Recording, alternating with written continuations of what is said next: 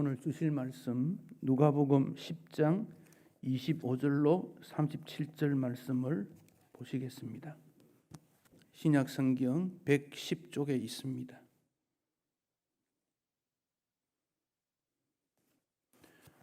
누가복음 10장 25절부터 37절에 있는 말씀 한 절씩 교독하겠습니다. 어떤 율법 교사가 일어나 예수를 시험하여 이르되 선생님 내가 무엇을 하여야 영생을 얻으리이까?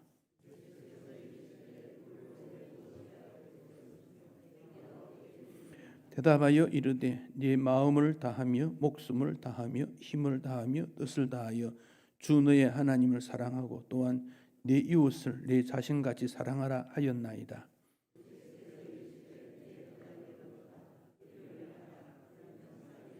그 사람이 자기를 옳게 보이려고 예수께 여짜오되 그러면 내 이웃이 누구니까?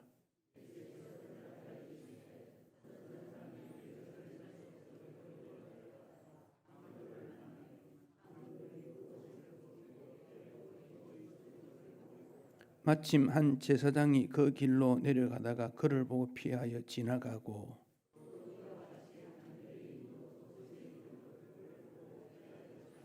어떤 사마리아 사람은 여행하는 중 거기 이르러 그를 보고 불쌍히 여겨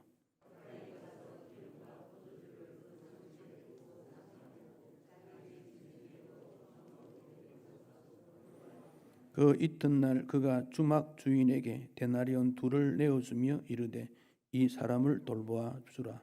비용이 더 들면 내가 돌아올 때 갚으리라 하였으니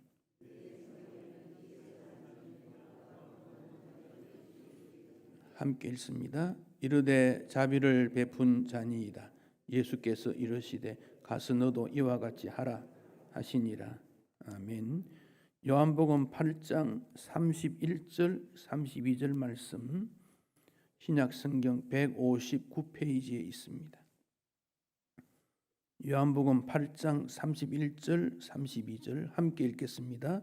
그러므로 예수께서 자기를 믿은 유대인들에게 이르시되 너희가 내 말에 거하면 참으로 내 제자가 되고 진리를 알지니 진리가 너희를 자유롭게 하리라.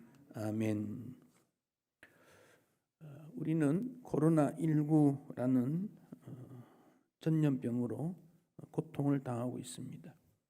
1년 6개월이 되었으나 아직 그 아픔에서 벗어나지 못하고 있고 세계 모든 사람들이 자유롭지 못합니다. 무엇보다 익숙한 신앙생활에 도전을 받고 있음이 안타깝습니다. 이제 우리의 모습들이 코로나라는 것을 통해서 지내온 것을 점검해보고 앞으로 어떻게 해야 될 것인가를 생각해 볼 때라고 여겨집니다. 먼저 코로나19 전염병에 대한 성경에서는 어떻게 말씀하시는가 살펴보겠습니다. 전염병, 연병, 돌림병은 사람에게 치명적이지만은 하나님의 징계의 표징이기도 합니다. 이스라엘 백성들이 우상 숭배, 하나님 말씀에 대한 거부가 있었을 때 멸망할 것을 선지자들이 하나님 말씀으로 예언을 했습니다. 그 중에 에스겔 5장 12절에 보면 너희 가운데에 3분의 1은 전염병으로 죽으며 기근으로 멸망할 것이요 3분의 1은 너희 사방에서 칼에 엎드러질 것이며 3분의 1은 내가 사방에 흩어버리고 또 그 뒤를 따라가며 칼을 빼리라. 예루살렘이 바벨론에 멸망당할 때의 모습을 잘 설명하고 있습니다. 3분의 1은 전염병으로 죽고 3분의 1은 전쟁으로 죽고 3분의 1은 포로로 흩어진다. 그 말씀입니다. 실제로 역사 속에 이런 일이 일어났고 바벨론의 포로로 잡혀간 그들은 그 말씀들을 기억하며 신앙의 회복을 힘썼고 그 후에 돌아오는 일이 있어졌습니다.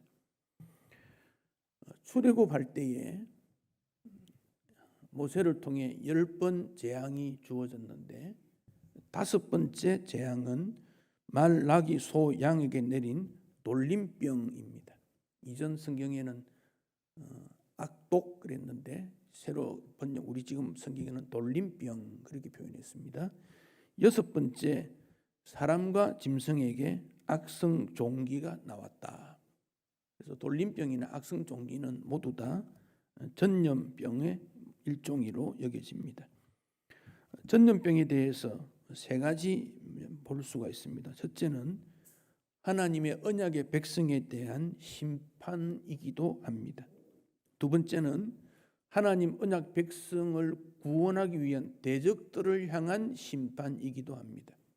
세 번째는 말세에 일어날 현상 중 하나입니다.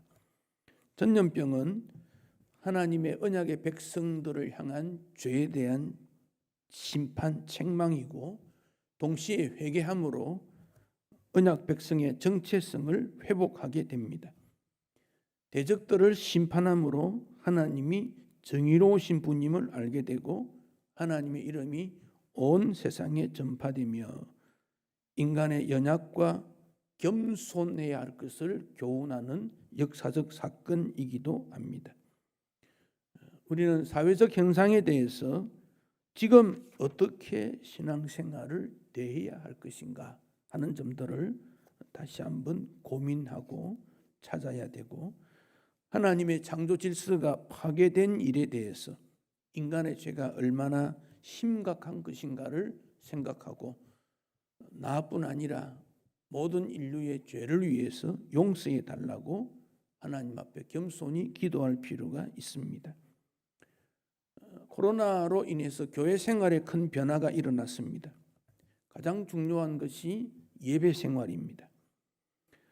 출애굽기 24장 6절에서 8절의 내용을 보면 모세가 피를 가지고 양풍이에 반을 담았습니다. 반은 제단에 뿌리고 언약서를 백성들 앞에 낭독을 합니다. 그러자 백성들이 우리 모두가 하나님의 말씀대로 준행하겠다 약속을 하니까 모세가 그 피를 백성들에게 뿌리면서 이는 여호와께서 이 모든 말씀에 대하여 너희와 세우신 언약의 피라 그렇게 말했습니다. 즉 예배가 뭔가 피로 맺은 언약이다 그런 뜻입니다. 피로 맺었다는 말은 생명적이라는 것이지요. 우리는 예수님께서 십자가 위에서 단번에 흘리신 생명의 약속에 근거해서 우리의 예배가 하나님 앞에 올려드리게 됩니다. 그래서 예배를 하나님과의 교제, 영적 교제다 그렇게 말합니다.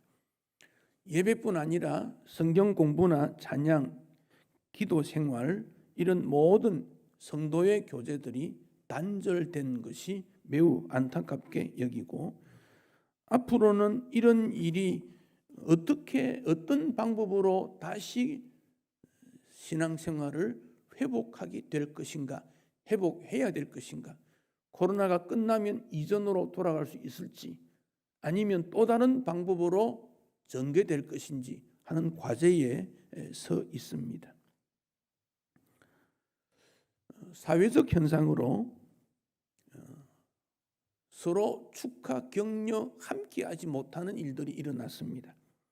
축하객 없는 결혼식, 조문객 없는 장례식, 청중 없는 발표회, 입학식이나 졸업식이 생략된 학교 생활로 친구를 모르고 동료를 모르는 시대가 되었고 여행 금지로 국제 교류가 단절되고 관광이나 교육 서비스, 특별히 일용직 노동자들이 매우 어렵게 되어졌습니다. 상글에 있어서 비대면으로 일어나는 일들이 강조가 되어졌고 이런 현실이 우리 모두를 어렵게 하고 있습니다. 이럴 때 우리의 신앙생활은 어떻게 해야 될 것인가 하는 과제가 우리에게 주어졌습니다. 오늘은 그 내용을 좀 더 살펴보려고 합니다. 어떤 율법 교사가 예수님에게 왔습니다. 내가 무엇을 해야 영생을 얻겠습니까? 라고 질문을 했습니다. 여러분, 율법 교사가 질문을 한 겁니다. 일반 사람이 아닙니다. 율법 교사는 율법을 가르치는 사람입니다. 그래서 예수님께서 물었어요. 성경에 뭐라고 돼 있느냐? 그랬더니 하나님 아는 거, 예수님 아는 거 그것이라 그랬어요. 안다는 말은 체험적으로 아는 것입니다. 그러자 예수님께서 네 이웃을 목숨을 다하여 마음을 다하여 힘을 다하여 하나님을 사랑하고 이웃을 사랑하고 그게 바로 율법의 정신입니다.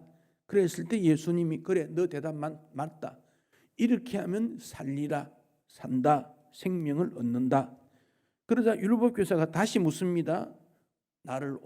그를 옳게 보이려고 그러면 내 이웃이 누굽니까? 그랬을 때 예수님께서 선한 사마리아 사람의 일어난 일을 비유로 설명을 하셨습니다. 선한 사마리아의 비유 내용도 그렇습니다. 강도 만난 사람에게 제사장도 레위인도 지나갔지만 사마리아 사람이 그를 돌봐주었다.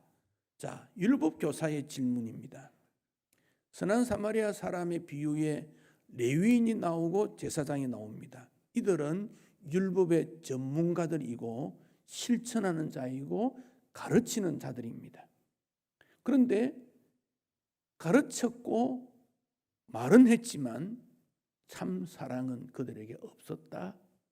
그 점을 예수님께서 지적하고 있습니다. 코로나라는 것이 우리에게 도전적으로 왔을 때 우리는 질문을 합니다. 주님, 우리 신앙생활 어떻게 해야 됩니까? 예배는 어떻게 해야 됩니까? 이런 질문을 할 수 있습니다. 여전히 우리 질문은 너희들이 제사장적 사명을 가졌으니 제사장적 자세로 섬겨라. 그런 말씀입니다. 이웃 사랑하고 제사장이 하는 일이 세상의 죄를 하나님 앞에 내어놓고 용서해 주시오. 기도하는 것 아니냐. 그 일을 감당해라. 그 말씀을 우리에게 주십니다. 그러면서 우리 주님은 요한복음 8장 읽었던 말씀에서 자기를 믿은 유대인들에게 말씀합니다. 너희가 내 말에 거하면 참 내 제자가 되고 진리를 알지니 진리가 너희를 자유롭게 할 것이다. 예수 믿음은 우리로 하여금 자유하게 하는 것이지 무언가로 얽매이게 하는 것이 아니다 하는 점을 알아야 됩니다. 영국의 어떤 사람이 죄를 지어 감옥에 갇혔습니다. 감옥에 있으니까 처음에는 불편했는데 점점 익숙해져 갔습니다. 좁은 공간이지만 잠잘 수 있고 안락감도 느꼈고 일 안 해도 때를 따라 먹을 것 주고 좀 마루가 삐걱거리는 것은 음악 소리로 생각하고 집에서 빡빡 끓는 잔소리도 듣지 않고 괜찮다 생각이 들었습니다. 그러다가 출소했습니다. 집에 돌아갔습니다. 훨씬 안락한 침대에서 편안하게 잠을 잤는데 잠이 오지 않습니다. 오히려 불안합니다. 내가 왜 이럴까? 그러다가 양쪽 벽에다가 감옥처럼 옆에 벽돌을 쌓았습니다. 그리고 잠을 잤더니 잠이 잘 왔습니다. 이미 그는 감옥에 길들여져 있었기 때문입니다. 사랑하는 성도 여러분, 사람은 무언가에 길들여지는데 우리 예수님은 진리가 너희를 자유하게 한다 했는데 우리는 진리가 아닌 것으로 말미암아 자유를 누리려고 하는 일들이 있다는 겁니다. 자, 진리가 무엇입니까? 진리란 자체가 어려운 말이에요.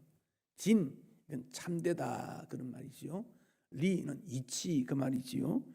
참되다 하는 여기에서 진실, 참됨의 열매를 진실이라 그래요. 마음으로부터 나오는 말을 진심 어린 말이라 그럽니다. 참된 표현이 진정성 있는 삶이라 그리 말합니다. 그 진정성 있는 생활, 진실된 마음, 진심 어린 모습으로 살아가지 않고 있다. 그건 우리가 진리 안에 거하지 않고 있다는 일입니다. 너희가 내 말에 거하면 내 제자가 되고 진리를 알게 된다. 내 말에 거하면, 이 말은 하나님의 말씀 안에 우리가 생활함으로 주님을 따르는 제자이고, 그는 진리를 알게 되는데, 이 진리라고 말하는 것은 예수님을 의미하고 있습니다. 즉 예수 안에 있을 때 우리는 자유함을 얻는다, 그런 말입니다. 자유라는 것은 무엇으로부터의 자유, 이렇게 표현합니다. 차별을 당함으로부터의 자유가 평등입니다. 소외받음으로부터의 자유가 관대한 교제나 함께 어울려서 가는, 더불어 살아가는 일입니다. 가난으로부터의 자유가 부유함을 누리는 것입니다. 착취라는 것으로부터의 자유가 수고한 대로 누릴 수 있는 것입니다. 그런데 우리 사람은 이 자유함을, 즉 양심으로 자유를 판단한 이것을 그냥 던져버렸습니다. 어디에? 율법에 던져버렸습니다. 그래서 율법대로 행하면 자유할 것이다, 이렇게 생각합니다. 예수님을 모신 그가 참 자유를 누리지 못하고 율법적 삶을 통해서 나는 자유인이 아닌가라고 던져버리니 참 자유를 얻지 못하고 있는 일입니다. 이런 자유를 누리는 공동체가 교회입니다. 그러면 교회 안에서 어린 아이들이 자유함을 누리는가요? 오늘 세상이 코로나 때문에 가정으로 몰아가니까 가정에서 어린아이를 박해하고 함부로 대하는 일들이 일어나서 국민 모두가 분노하지만 해결 방법을 제시하지 못합니다. 청년들이 자유합니까? 지금 시대의 청년들은 길을 잃어버렸습니다. 무슨 일을 해야 될까? 과연 이 공부를 하고 나면 나는 괜찮을까? 직장이 무엇일까? 결혼은 해야 되는가? 아니다라고 나타나는 이런 시대가 되고 말았습니다. 노인들은 세대 간의 갈등 때문에 더 조심해야 될 뿐 아니라 현대의 이 인터넷 세계 속에 익숙지 못함으로 고립감을 당하고 존경을 받지 못하는 시대가 되고 말았습니다. 이런 일들을 교회는 참 자유가 무엇인지를 보여주고 알려주고 추구해야 되는 것이 이 시대에, 지금 우리가 당한 시대에 해야 할 일입니다. 어린 자녀들에게 말씀을 가르쳐서 그들이 어렸을 때부터 하나님의 사랑받는 존재고 하나님의 창조된 대상이요 마음껏 이 땅에서 하나님 나라 일을 위해 섬길 수 있는 일꾼이 되도록 이끌어 주어야 합니다. 목표를 가르쳐 줘야 됩니다. 우리 교회는 작년에 부활절 맥주절 헌금을 모았습니다. 올해도 맥주감사헌금 모아 별도로 장학기금으로 모았습니다. 그런데 이 장학이라는 것이 지금은 국가에서 기본 교육을 시키는 체제가 됩니다. 고등학생까지 공부는 사교육 문제가 예외지만 기존 공부를 할 수 있게 하고 대학생들도 조금만 노력하면 장학 제도를 통해서 공부할 수 있는 제도가 되어 있습니다. 그런데 청년들은 아직 여전히 국가에서 어떤 일을 하지 못하고 있습니다. 그것을 교회가 하기 위해서 우리 장학위원회라는 명칭을 차세대 준비위원회 이런 명칭으로 좀 바꾸어서 폭넓게 장학금도 일부 주고 일거리를 없는 그들에게 일할 수 있는 기초도 만들어주고 자격증도 갖추게 하고 그들로 하여금 꿈을 가지고 사회에서 살아갈 수 있도록 어떻게 돌볼 것인가 하는 것들을 의논하고 앞으로 그런 일을 추구해 가는 것이 청년들을 향한 사역이요 방향으로 정했습니다. 이어서 노인들을 위하여 자유롭지 못한 이 일에 대해서 우리는 다시 한번 그들을 어떻게 돌볼 것인가 하는 것들을 고민하게 되어졌습니다. 자유가 무엇입니까? 내 욕망을 위해서 다른 사람을 수단으로 삼지 않는 것, 이게 자유입니다. 내 욕망대로 사는 것이 아니고 예수님이 내 마음에 계셔서 예수님께서 원하신 대로 그 방향으로 가게 되는 것, 이것이 우리 예수님이 말씀하신 진리고 그 진리를 품는 자가 자유함을 얻게 된다, 그런 말씀입니다. 강원도 어느 고등학교에 바닷가에 학교가 하나 있었습니다. 그 학교를 사랑하는 어떤 분이 바람이 많이 불어오니까 나무를 좀 심어서 학교 울타리를 높이면 바람도 막을 수 있고 학생들이 즐겁게 공부를 하겠다, 그런 생각을 가지고 나무를 심자 그랬습니다. 아무도 동의해 주지 않았습니다. 그래서 이분은 그럼 좋다, 나 혼자라도 내 할 수 있을 만큼 나무를 심어야 되겠다. 나무를 심었습니다. 30년이 지났습니다. 그 나무가 울창하게 되어졌습니다. 그분은 세상을 떠나고 없습니다. 그런데 그 학교의 울타리에 나무가 쫙 심겨지고 학생들은 마음껏 공부하는 터전이 되었습니다. 자유가 무엇입니까? 내 욕망을 위해서 다른 사람을 이용하거나 수단으로 삼지 아니하고 자기 이익을 구하지 아니하면서 하나님을 기쁘시게 하는 일을 하게 된 것입니다. 요한복음 8장 42절에 보면 예수님께서 이런 말씀을 하셨습니다. 예수께서 이르시되 하나님이 너희 아버지였으면 너희가 나를 사랑하였으리니 이는 내가 하나님께로부터 나와서 왔음이라. 나는 스스로 온 것이 아니요 아버지께서 나를 보내신 것이니라. 예수님께서 진리가 너희를 자유롭게 하려 했더니 그들이 뭐라고 하느냐면 아브라함의 자손인 우리는 자유인이다. 한 번도 다른 사람의 종이 된 적이 없다. 그런데 왜 자유해라고 하느냐 하는 질문을 던졌더니 예수님께서 이런 답변을 하셨는데 42절에 보면 내가 하나님께로부터 왔다. 아버지께서 나를 보낸 거다. 이 말씀 많이 들어본 것 같지 않습니까? 요한복음 1장에서 참빛 대신 예수님이 오셨지만 세상이 어두워 깨닫지 못하고 예수님을 영접하지 않았습니다. 그런데 요한은 그 예수님을 보았더니 아버지의 독생자의 영광이요 은혜와 진리가 충만했더라.